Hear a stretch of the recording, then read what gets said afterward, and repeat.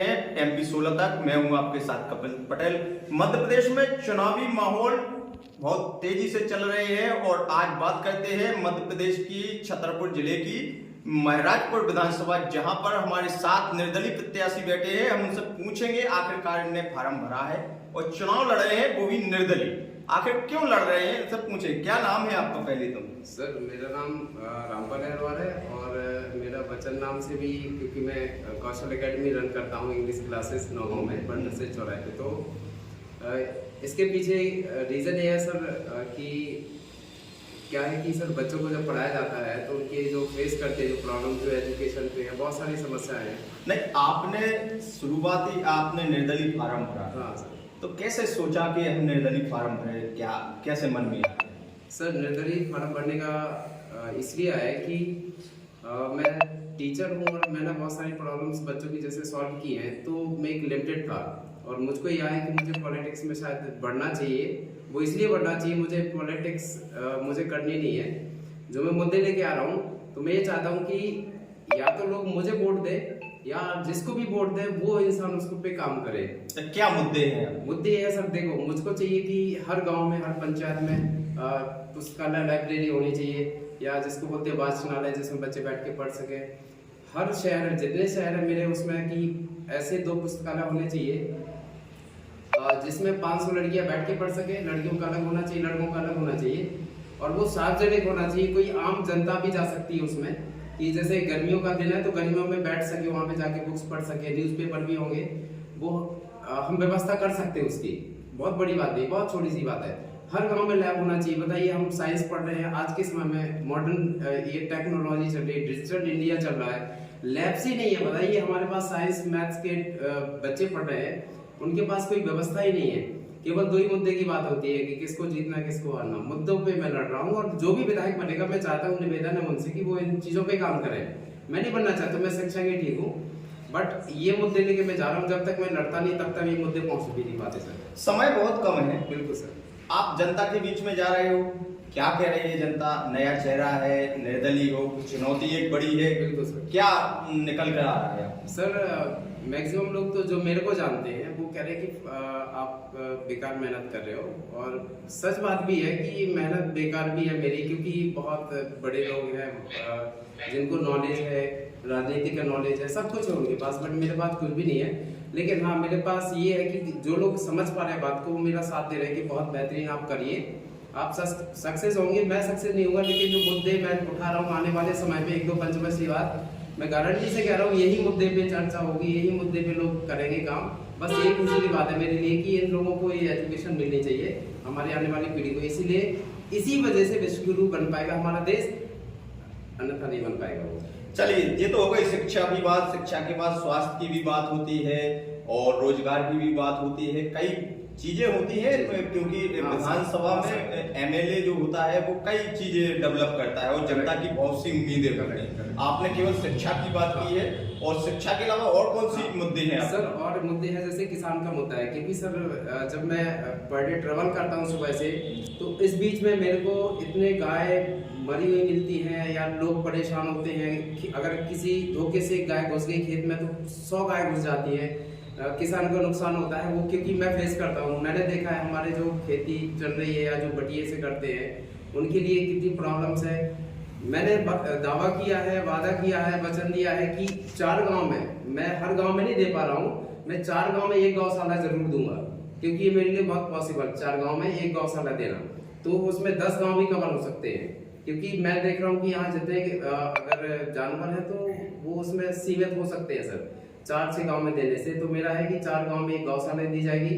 किसानों के लिए खाद बीज की समस्या नहीं होगी, क्योंकि अगर शायद प्रतिनिधि ईमानदार हो ना तो सब कुछ पॉसिबल है। अभी तक कितने विधानसभा के कितने गांवों में आप भ्रमण कराए हो, कहाँ तक आप पहुंचे हो? सर अभी तो आपको पता है मैंने भ्रमण तो किया है, लेकिन झूठ नहीं बोलेंगे, अभी तो शुरुआत भी नहीं हो पाई है मेरी। हाँ, ये है कि हो रहा है, डोर टू डोर कर रहे हैं धीरे धीरे, बट अभी स्टार्टिंग कल से स्टार्ट। कैसे कल से स्टार्ट करोगे? कैसे 10 दिन आपके पास शेष बचे हैं, 17 तारीख को वोटिंग होनी है, 10 दिन में कैसे कवर करोगे? तो सर मेरा विधानसभा में देखिए सर, मैंने पहले बोला है कि मेरा टारगेट ये नहीं है कि मैं विजयी होके आऊँ। मेरा टारगेट है कि जितना मेहनत करके, क्योंकि मेरे पास साधन नहीं है, लिमिटेड सोर्सेज है हमारे पास, तो हम बाइक से या जैसे भी होगा हम डोर टू डोर करेंगे, जो भी 10, 20, 50 गाँव हो पाएंगे, या हो सकता है कि हम 10 दिन में ही या 8 दिन 9 दिन में ही मैं पूरा भी कवर कर लूँ, जैसे भी होगा। तो अभी कह नहीं सकते सर, कुछ भी जैसे भी होगा 10, 20, 50 गाँव को कवर करेंगे, हम कोशिश करेंगे सर। अच्छा, तो नौगांव में जैसा कि आपने नौगांव में हो, नौगांव में पॉइंट आपका है, जो नौगांव की नगर की जनता क्या चाह रही है? सर मेरे जो मुद्दे हैं मैंने किसानों के लिए अलग किए हैं, छात्र छात्राओं युवाओं के लिए अलग किया है, और शहरवासियों के लिए अलग किया है, ग्रामवासियों के लिए अलग किया है। शहरवासियों के लिए हमने 2 तो पुस्तकालय रखे हैं, आपको बताया है, जिसमें 500 लड़का लड़की बैठ के पढ़ सकते हैं। जो मुख्य जगह पे जो हमने फेस किया है कि जहाँ जाओ कोई शौचालय की व्यवस्था नहीं है, जहाँ भी पूरे नौगांव में कोई ऐसा नहीं होगा कहीं दूसरी जगह शौच करेगा या वो वॉशरूम जाएगा, उसके लिए शौचालय के लिए तो नरेंद्र मोदी जी स्वच्छता अभियान वैसे ही चला रहे हैं और लगभग 80% जगह पे शौचालय। सर बेसिकली अगर हम अपने शहर में देखें, मैं नौगांव और कानपुर गया हूँ, तो उधर ये देखना पड़ता है कि कहाँ जाए, तो कोई दीवार पे है, कहीं पीछे है, कहीं आगे है। ये बहुत बड़ा मुद्दा है सर, तो ये होना चाहिए। मैं अगर हमने अपने उसमें रखा है कि हर जो मेन चौराहा है उस पे हम शौचालय की व्यवस्था। यदि कोई प्रत्याशी आपकी इस बात से सहमत होता है तो क्या आप समर्थन दे सकते हैं? देखिए सर, समर्थन का तो शायद मतलब ही नहीं बैठता है, क्योंकि ये सब मैं पॉलिटिक्स करने नहीं आया हूँ, मैं तो केवल मुद्दे जताने आया हूँ, और समर्थन की तो बात ही नहीं होती। चलिए, आपका आखिरी सवाल ये है कि आप निर्दलीय चुनाव लड़ रहे हैं, आपका चुनाव चिन्ह क्या है और आखिरकार जनता आपको वोट देगी तो क्यों देगी? सर क्वेश्चन तो जो प्रश्न किया आपने वो बहुत उसका जवाब देना मेरे लिए बहुत कठिन है, लेकिन मैं कुछ कोशिश करूंगा। मेरा चुनाव चिन्ह तो वैसे डायमंड मिला है, हीरा मिला है हमको, और डायमंड यानी हीरा, हीरा मिला है तो हीरा है।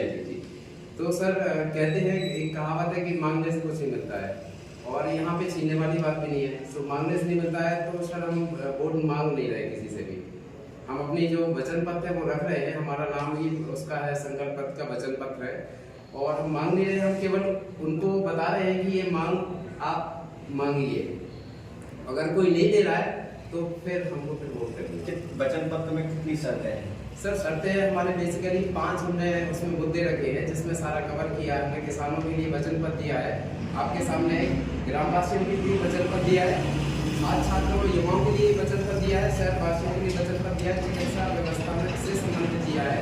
और एक चीज़ और भूल गए थे कि इस नौगांव को हम एक एजुकेशन हब बनाने वाले हैं, अगर जनता मौका देती है हम वो काम करने वाले हैं कि 70 साल जो 77, 75, 76 साल का जो इतिहास रहा है इसमें कभी नहीं वो काम होगा, क्योंकि मुझको नौगांव का इतिहास पता है, मैं टीचर हूँ तो मैं बहुत अच्छे से इसका इतिहास जानता हूँ।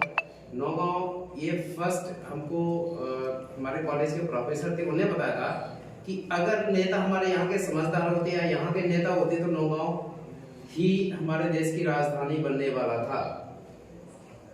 तो मैं इसकी महत्वता जानता हूँ और मैं इसको कुछ करके दे सकता हूँ।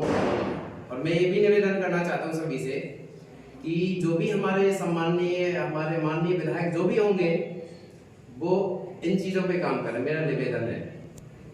चलिए, ये थे हमारे साथ निर्दलीय प्रत्याशी जिनसे हमारी बात हुई।